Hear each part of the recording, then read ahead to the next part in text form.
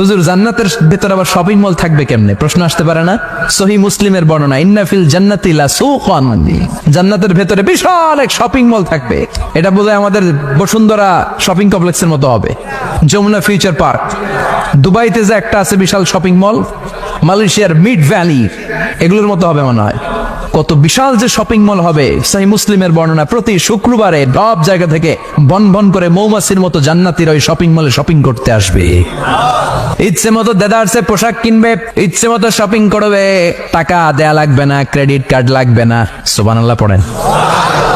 ইচ্ছে মতো শপিং করবেন। দুনিয়াতে একটু কষ্ট করে হালাল উপার্জন করে খেয়ে যান। আল কানাআতু মিনাল ইসলাম, অল্পে খেয়ে তুষ্ট থাকা আর আল্লাহ শুকরিয়া করা, এটার নামই ইসলাম।